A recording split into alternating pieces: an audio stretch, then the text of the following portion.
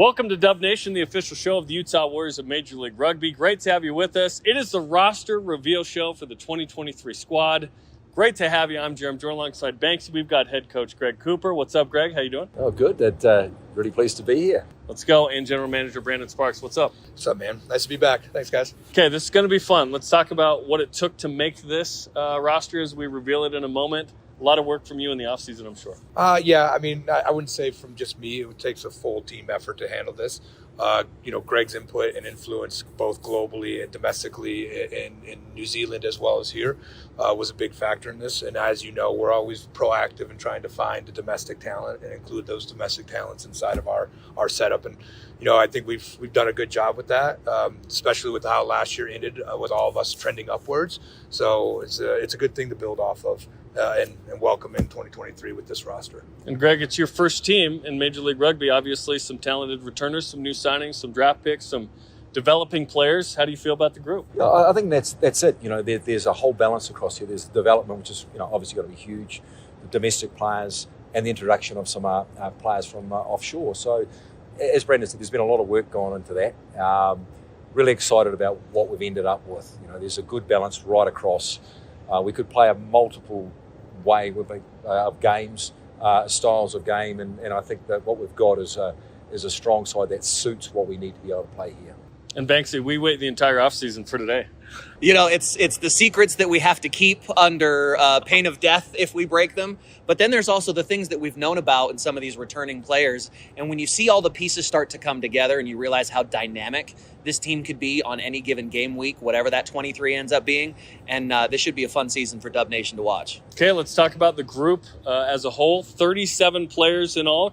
More could be added, more on that later. 25 returners, a lot of familiar faces. 7 new signings, 5 Major League Rugby draft picks. And let's get right to it, starting with the props. Sam Buckley, a draft pick. We saw him in the Collegiate Rugby Shield, played at Lindenwood. Originally from England, very talented player. Elijah Hayes is back. He continues to develop and get better. Gabe Kettering from the draft and Collegiate Rugby Shield.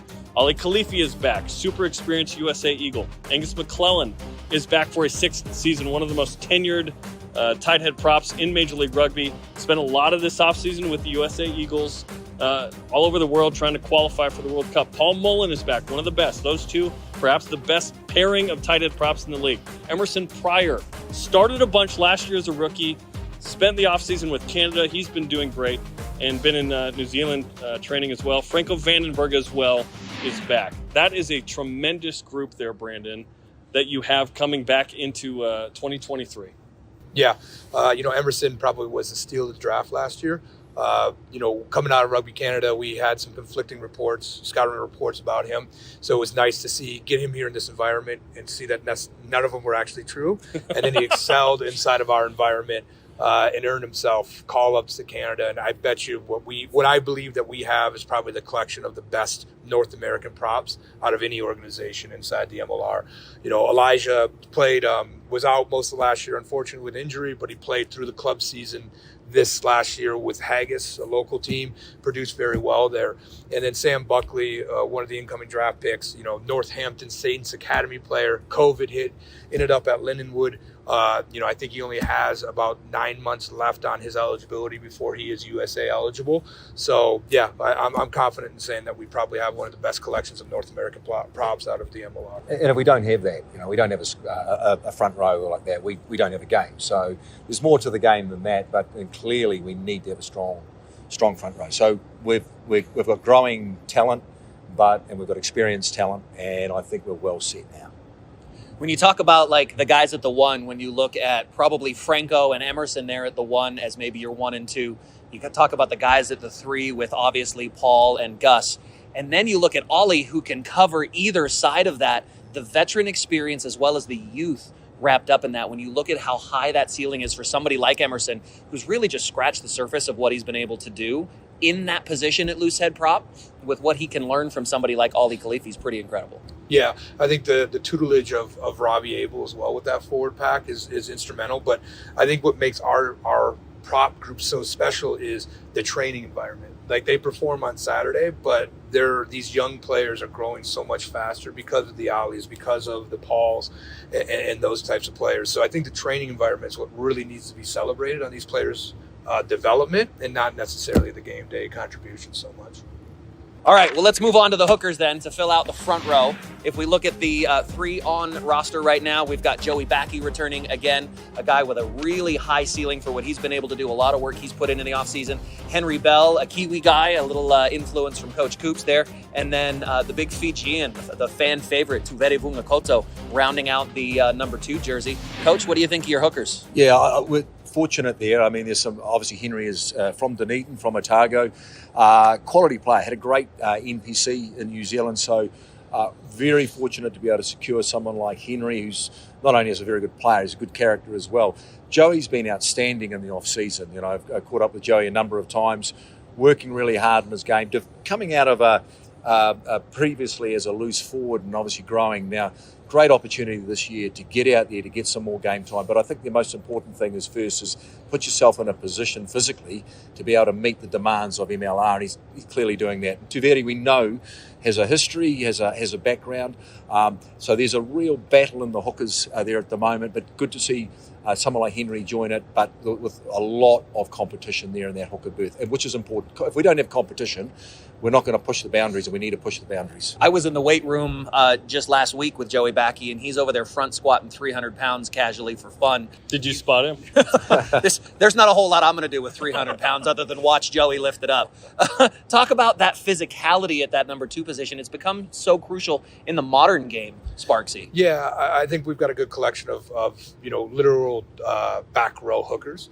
Most of our hookers have transitioned into the hooker spot from the back row position, which is what the requirement of for that hooker position nowadays is. Somebody that's mobile, can get over the ball and contribute not just at the set piece time, but for the whole game in open play, so on and so forth. And yeah, I think we've done a good job with that. I think also the important thing too is, there are more scrums are important, but there are a lot of lineouts in the game. There are more lineouts and scrums, and we've just got to hit the mark. And Henry comes over with a great accuracy rate in the line-out, and obviously Joey's growing. And I think it's not just the fact that there's going to be competition, there's going to be help within that group. The best thing in a team is when players are helping each other. And while they're competing for positions, they're helping each other, and having the quality of those players here, they can all help each other. There were a lot of close games last year. Some of those came down to the wire. Lineouts were an issue at times, so certainly this group will be the ones that try and control that. Okay, next up, there's so much versatility in this group. We put them all together. Locks, flankers, 8-man. We start with Onehunga Havili, a Tongan international, new signing. Jamie Lane got hurt early in the year. He's almost like a new signing, it feels like, but that was a big injury. He is getting back to form, which is great. John Dupree out of Central Washington in the MLR draft as a rookie. Greg Janowick shed 30 pounds out of Tennessee. MLR draft pick. Thomas Tuavau is back. Sai Uhila is back. Always good to have the chief. Yuri Van Vuren is back. One of the most physical players in MLR out of South Africa. Lance Williams, the only player named to all MLR last year, a first-teamer. His greatest rugby season. It was awesome. He is back. Got a bit of news on him in a moment. Jonah Dietenberger, young player coming over, drafted a couple of years on the trade to San Diego with Mikey Teo. And Bailey Wilson, El Capitan out of Australia, USA, eligible, back for a 4th year. This is a loaded group with some real versatility, Brandon. Yeah, I mean, the one that stands out probably most to me from the draft picks would be Greg Janowick. I think he'll probably slot into that similar position. He'll slot into that similar position that we found Emerson in last year, where, on film, he looked overweight. Coming from a small school, a little less unknown. We flew him out here for a pre-draft workout. And when he got here, that's when we learned that he had shed 30 pounds, had a really good frame on him. But then through the workouts, we noticed that he was reading the lineouts. And when he was reading the lineouts, we asked him, well, how are you seeing that? What are you looking at? And he's like, it's just something that I study on tape. I look at it before every game. It's something that I view really important to us. So not only are we getting a physically imposing individual, we're getting somebody that's got the ability to think about the game of rugby. When decoding those lineouts like that, too, that's real Rain Man level stuff for a type 5 forward to be able to figure out, because some of those calls can be really complex. So to be able to anticipate that, pretty significant in a second row player. Oh, it is. And I mean, if we've got players who are doing their core role but bring a little bit extra to the game, really important, because we don't want to be relying on one or two players who have that ability. So, we're lucky in that, and we've done a good job. I mean, I know Brandon's worked really hard on getting these players here, but one of the important, experience is really important in any squad. And Sire brings experience and he brings respect. And I think, he's going to be someone that's going to play a big role in this year because of his ability to earn that respect both within our team and within the opposition. So, we need to get physical. This is a part of who we are, so we've got to be physical. And a guy like Sire brings that physicality. And there's all sorts of other attributes from the other players that'll complement a player like Sire and the others that we have there. When you talk about the mobility and all-around game of somebody like Tree and Jamie Lane, and then you talk about that physicality of Onihonga Havili, you've had to tackle those guys for 60, 70 minutes, and then Saya Uhila comes on in some substitute minutes, and you've got to deal with that. That's a handful for any team in a game plan. Yeah, and I think the other thing too is we've got interchangeable players here. We've got players that can play in the middle row. So certain games, we might have someone from the back row play in the middle row. We've even got someone in the middle row who can play in the back row. So I think for us that's really important. We need three line-out forwards, three options. We've actually got more there in terms of we could put a squad on the field where we could have more than three, but three is what we need. But it's not just the ability to actually win the line-out, it's the ability to have all the components of that. And obviously one of those is speed. So get there, have an understanding, have an accuracy with everything, with the lifters, the jumpers, the calling, and bang. If we can win that ball, which we will do, once we win that ball, then we can play because we've got the players to play. Let's talk about Lance Williams. Big news coming out today. He's joining the USA Sevens. Yeah, got his first call up to the USA Sevens. He'll be on to Dubai and Cape Town. Warrior Nation, relax. He'll be back for us in January. He'll be here. We've already talked about it, both with him and Mike Friday. But we're really happy for Lance to finally be captured by the USA and get a shot. Like he's been on the cusp of it. He's been one of the higher performing flankers in all of MLR. And I hope that this is the entryway to a very good and long international career for him. And will we see him with 15s at some point with the U.S., hopefully? You would hope so. It was surprising that he hadn't gotten the call up yet, but I think as we transition into the next World Cup, I think he should be a mainstay there. Yeah, I think our success will help players like Lance, and I think that's a critical thing. I mean, when a team gets the success, and the Warriors are not far away. Certainly last year, the way the season finished, you could see it's close, and we've just got to take that next step forward. And if we do the job on the field and get the success we're looking for, then the players get rewarded. And from a coaching point of view, that's one of the greatest things you can have, is seeing the players gain recognition because the team's doing the job. Let's look now at the Scrum-halves, the little generals that will marshal us around the field. Returning from Whangarei in New Zealand, Zion going. We've got draft pick Tai Kawe, another local product out of Orem who spent time at Kutztown, and a big pickup in the draft here and had a great draft day with him here to celebrate that moment. We've got Connor McLeod, a Napier kid, coming in from New Zealand, and then Niall Saunders returns from England, and a really well-rounded group with a bunch of different tools at their disposal here at the 9 position. Well, I think the important thing with our 9 also is the fact that we've got the ability to win the ball. We've got the ability to power through the forwards. We've got the control further out, in the 10 position. We've got the power in the midfield and the finishes on the outside. We need the glue in the middle. We need the guy who can control. He can get to the breakdown and clear the ball. He can put us in position. He makes good decisions, and that's a big part of the reason for Connor McLeod. That's what he does. Then we've got other players who add their value. And you've mentioned Ty, young player. Great to see a young player coming through. We've got to grow those players to get to that level. And then you've got the other issue. You've got the other part here is Niall. Niall can play both 9 and further out. He's got the speed. He's got the ability. So, we've got certain players to play certain games, but we've got players who can play other games. But we've worked really hard on this because there's no point in having what we've got and not having that glue in the middle. And talk about that glue in the middle, especially under the tutelage of assistant coach Sean Davies. How does this 9 group look to you, Sparksy? I think it's a great 9 group. I think Zion going is another one that will eventually press for a USA call-up, being USA eligible for us. The nice thing about our environment is Ty was our first-round draft pick, but our environment's going to allow those players to develop without the rush of performing. That's part of being invested. That's part of being invested in the domestic talent, is you got to give them the room and the time to develop. And we have that environment here. Much like with Elijah Hayes and what he's been able to do to develop physically and mentally into his abilities as a rugby player. Exactly. Okay, let's talk about the Fly-halves. Danny Giannoscoli is back, a former MLR pick of the Warriors in 2021 from Philadelphia. Joel Hodgson, great experience in the English Premiership, 110 appearances there. He provides a lot of veteran leadership and experience. Cliven Lobster is back, the Namibian international, as they qualified for the World Cup. Congrats to them. Colson Warner, utility back, is back, the pride of Idaho. And Connor Burns out of Lindenwood had a fantastic rookie season. He and Emerson Pryor and others, you killed it in the draft. They played, and they played well. That's always the goal. Yeah, it's always the goal. It's nice to have Danny back. I think that Danny is a sleeping superstar in the game of rugby. Personally, I'm not shy to say that. But again, it goes back to creating that development culture that will have that room for him to be successful. He's another one that can play 10, 15, 11, 14 and 13, which gives us a good flexibility.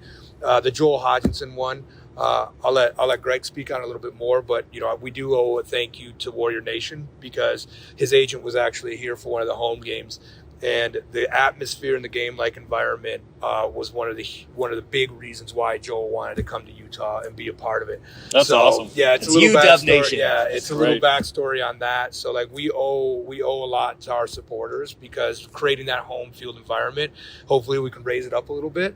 But creating that environment that we already have makes players excited to come here and be a part of the Utah Warriors. Yeah, I think Joel, I've had a number of discussions with Joel, had one with him today, and just going over a number of things. Now he's got that experience and that control. So I know Brandon's been discussing with Joel for a number of months now, and I think to get him here with the experience and also with the character, the ability, all those sort of things, it's great for us. Danny, I've had a good chat with Danny on the phone there a little while ago, and it's nice to see someone wanting to come back. I think when you want to come back, it means something was special the first time, but maybe you didn't quite understand it. Now he's got an opportunity. He's matured, he's growing, and as Brandon said, he's got a lot of ability in various positions as well. So we've got the depth there. We've got Caleb there who can play there as well. So again, this squad is very versatile. But I think the key signing there is clearly Joel.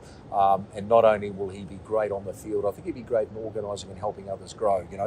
Someone like Danny can really benefit by his tutelage, I would think. Thanks for mentioning Caleb Makani, because Caleb is on the squad. We're just putting him with the fullbacks, so more on him in a second. He is coming back. He played a lot out of position and played really well to his credit at 10, and really kind of carried the team through the second half of the season. So that was really exciting. Before we get to the back three, let's talk about the centers. And this group is absolutely stacked full of talent, with Tyler Fisher returning, with Paul Lasike, Warrior number 1. Having Big Paul back is a huge deal. We're going to have Siosi Nauer, who can play wing and center, another guy that's really versatile.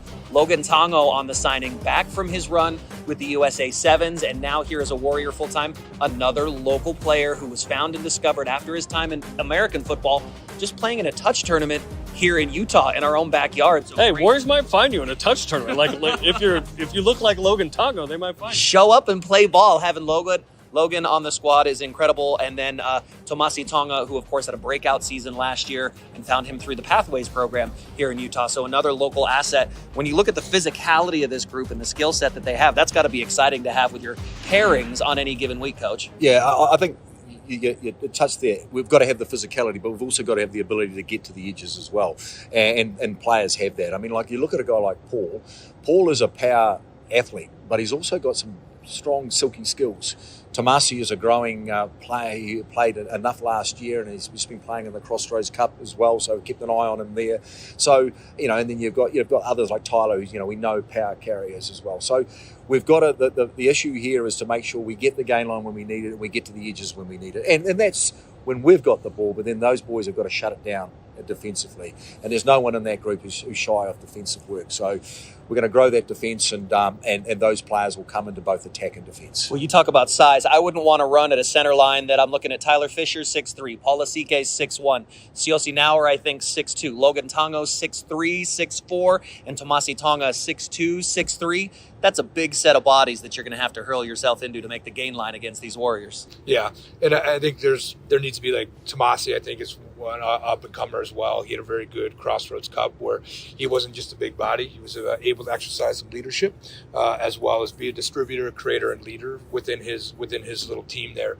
So, yeah, it's good. And there's a familiar name that isn't on that list that hopefully we'll be able to get across the line here shortly. So, as always, just watch our social media for all that, all those immediate and exciting news there. That's exciting. It's a great plug. Well, it's a nice tease. We call it a tease in the biz. Let's go. Okay, let's check out the wingers. Speedy guys. Okay, Connor Burns can play wing and fullback. Mika Kruse is back, one of the most dynamic players in the entire league. Joe Mano. What a season Joe Mano had coming off an ACL. 7 tries in 7 games. Logan Tongo, we mentioned as a center. He can also play wing out of American Samoa. USA 7's guy. And Siosi Nauer we have mentioned as well. What do you think of the wingers, Brandon? Yeah, I mean, we've got a great collection of winger group. The interesting one is Connor Burns a year away from becoming USA eligible, which gives us, hope. Joe Mano's switching his eligibility from American Samoa to become a USA Eagle eligible player, which he's another one that we think will get an immediate call up. Joe is probably one of the most exciting players in the MLR right now, so it'll be good to have him back for a full year and dedicated to working and getting and contributing on the field. Then obviously Logan brings a very unique physicality to that position, which will be exciting to see how he's progressed and developed since his time with USA Sevens. I think also Mika, there's an opportunity for Mika to move into the midfield as well, into the 13 position. So, that we may look at that option earlier in the year just to see how that works. So, but yeah, there's the finishes there. Clearly, the finishes there, and I think Logan, that opportunity to get another big body out wide. It could be midfield, but more likely, I think, on the edge where, we give him a bit of space. For a big man, he's still quick. So, we put him out there and we give him an opportunity, we get him wide. I think he can do some damage out there. Which is incredible because he played defensive end at Washington State. And I don't think defensive end and wingers. That's not what I think. I think cornerbacks and receivers, right? So he is so fast that he can play winger as well. You want to talk about assets on the outside? I think you've got a few there on the lineup, Coach. Let's talk about fullbacks and a position you're very familiar with. To go with some of the other players, obviously like the Mika Cruze's and the Caleb Makinis. Included in that as Caleb returns, Connor Burns, who plays that wing fullback position. A lot of versatility in your entire back three when we talk about wing and 15. Yeah, and we've also got, again, go back to another player playing named at the 10 position. Cliven can play at 15. Joel can play at 15 as well. So it's a matter of understanding what's our best mix. But, you've just named 2 quality players. Caleb's just come off an NPC in New Zealand where he's played well. So, yeah, it's exciting. We've just named a team there where you'd struggle to say where is the weakness. Easier said than done, because now it's up to the responsibility of the group to bring their strengths to the surface. And I think that's the critical thing, is how we play the game. There's no point in going out there and saying, well, we're going to play the game this way. No, we're going to play the game the way that suits the players. And that's the crucial part of all of this. So we need to get them in the right condition. We need to get them their skill set high, their condition at the best level we can get, so mentally they are strong. And I think you mentioned before, the close games, we win those close games, because that's the difference. There's not a lot in it from last season, but I think there's a lot of growth that can put us into a level that we haven't been at yet. It's anchored by domestic players and bolstered by international players. I just think it's a really, really fun roster as we take a look at where everybody's from. Now, there are more USA eligible players than listed, but United States 15, New Zealand 6. Coop comes over, there's 6 Kiwis. Let's go. 5 from England, 3 from South Africa, 2 from Tonga, and then 1 from Ireland, Canada, Fiji, Australia, American Samoa, and Namibia. So truly a world game, and it's represented by this roster. But there are a lot of USA eligibles, and there are Eagles sitting in this group, at least 3 that are currently in the mix, and many more to come. Yeah, and that's part of the recruitment strategy. Is like we want to be the epicenter of rugby here. We want to be Utah built, and it has to start by us investing and having the patience to develop local talent. Our internationals are here to support and help us grow our domestic players, and I think that everybody from a character standpoint, we can achieve that with this group. I think what Brandon mentioned there in the words Utah built. Wherever you go, you become a part of that history. And I think from a coaching point of view, I've gone to a number of places around, but when you go there, you are part of the fabric of that team. And I think no matter who comes in this, what the environment that I want to create is you represent the community, you represent the state, you represent the community, you represent your families, but when you are here, you're representing Utah. And the history here is incredible history. We need to make this side a part of that incredible history. And we want to make the Utah Warriors the epicenter of North American rugby. I think this is a great opportunity to do it. So whether you've come from New Zealand, South Africa, or wherever, you are now part of Utah. And that, to me, is a real crucial part as we go forward, building this environment. When it's really exciting as you see this all develop and you see the different players and people that continue to come into this organization with over a dozen different guys that are uncapped that will be USA eligible playing in this squad, and the level of competition that the MLR continues to bring, you can really see how the change in culture in rugby in America is coming about with a team like this and the versatility there. Yeah, look. You look across the whole of the MLR. They're from all over the globe. But the important thing is we are going to work hard at promoting, growing domestic players. But a foreign player may become a domestic player. A player we've got. We've mentioned there American Samoa. Part of the American setup. So we're going to grow as many as we can to become domesticated American players. But also the important thing is we get success. And we're going to aim for success this year. We get success here, we will grow rugby in Utah. Can we change the note here, Jarom? I know you said there's one from Ireland. Can we change that note to say Texas? Because that's really where Paul Mullen is from, right? Paul Mullen's really Texan. He's more Texan than he is from Ireland. Don't let the accent fool you. This guy's Texan. Yeah. Also, test experience is always awesome. We look at guys on the roster with that: Ali Khalifi, Mika Kruse, Paula Sike, Angus McClellan, Paul Mullen, Emerson Pryor now, Tuvere Vungakoto, Cliven Lobser, Onehunga Havili. Perhaps I miss a couple, but it's just nice to have guys who have played at that level, and now they bring that into MLR. Okay, so the offseason is still upon us for the next couple of months, but you put this roster together, more on perhaps a couple additions, but do you feel like the vast majority of the needs were met with this group? Yeah, I mean, first off, it's not a couple months. It's only 5 weeks now, I believe, if we were looking at it today. But I think we met what we needed to accomplish. The MLR is the land of the 6'4" lock, as we know. We went from having a middle of the pack or lower to the middle of the pack lock group on height wise to now we're in the upper percentile against the rest of the rosters. So that was one of the things that we wanted to accomplish. We wanted to get an experienced 10, which we did that. And then we also wanted to make sure that we expanded our training group to make sure that we had quality training, or athletes inside that training environment. And we did that with the drafted players. So for me as the GM, I do feel that we met our off-season needs.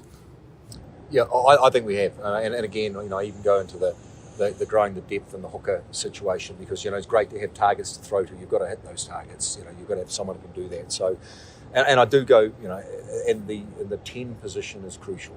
The 9-10 position. So I think if you look across the board there's no obvious areas that we would say, hey, we're struggling in. So, but now the job is to make sure we maximise that ability. Okay, and you guys were busy in the offseason as well, continuing that pathway development. The Crossroads Cup came about, sort of this replacement of the select season, which will actually be in the spring. We'll talk about that in a second, but how was the Crossroads Cup, and did you find that there are a few players that you're interested in for at least the select squad, if not the Warriors in the future? Yeah, I think it was massive. It was a massive success. It was great. We owe a lot to the community coaches that stepped up in there. We had alumni in there with Fetz and Jared Whippy leading the charge on 2 of those teams. And, those guys went out and really embrace the spirit of what that competition is about, which is referee, coach, and player development. They went out and found young players. They added them to that group. And the Crossroads Cup is meant to feed the selects and allow for that development to happen. I think we're confident in saying that there will be a couple of exceptions that will probably jump right to the MLR. But for the first year of doing something like that, yeah, I was really happy with it. I was impressed with it. The community showed up to support it, both as a playing standpoint as well as a coaching standpoint, and a referee standpoint. And I'm excited to sit down with that group and figure out how we can improve it as we move into 2023, because I think it's going to become an important part of our development pathway. When Coach, obviously you came up in New Zealand where that club culture is just as much a part of everyday life as it is anywhere. How was it to be able to watch this competition featuring only domestic players here in Utah? Oh, I think it's huge, Banksy, because they're on our doorstep. So they're there. The games were physical. They were very, very physical. So the physicality is something that stands out locally here for the type of players, and there is talent. There's no question about it, there's talent here. So our job is to look at that, and there's been a number of caught our eye. So I think that's only going to get better and better and improve. And I think this is going to be a very good feeder competition to the Warriors, as it has already demonstrated that already, and it's just only going to get better and better. So Junior Warriors, the academies, the Crossroads Cup, up to the Utah Selects. In previous years, we've seen them compete in the fall. That's being moved to the spring as a sort of minor league team that will be ready to be called up, if you will, this year. Yeah, I think as we went away and we kind of looked at everything, we saw that the Selects were doing a great job with development. But I think to maximize the development and to support the top team, that we had to move it in there. Similar to what you see with Major League Baseball, with the top club, and then when you get down into their AAA, AA, and single A affiliates. So by moving it into the spring and having them play better competition alongside of that, in the event that one of those guys has to be called up to be included inside the Warriors, we'll just have them be more ready than they have been in the past.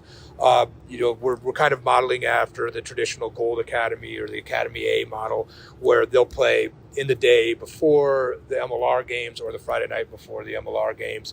That way they have the chance to demonstrate what they're capable of and still be a part of the game day activities with the MLR. Hey, Mike Trout played for the Salt Lake Bees for a minute. Then he was with, so hey, come watch the Selects. You may see the next big thing. Yeah, and I mean, guys, remember too, even if they don't make the Warriors, there's now, I would think it's about 8 players that are littered around the league that have come through the Selects. So it speaks to the work that Alec Leafy's doing down there, and the rest of the staff of developing those players. Even if they don't make it to the Utah Warriors, they're still being sought after by other teams in the league, which speaks to the strength of that development program. And Coops, I think what's really exciting too with this Selects Plus and this minor league system is we had seen a gap in previous years where the collegiate game was at a certain level, the club game was at a certain level, and then MLR came in and players were expected to make this jump.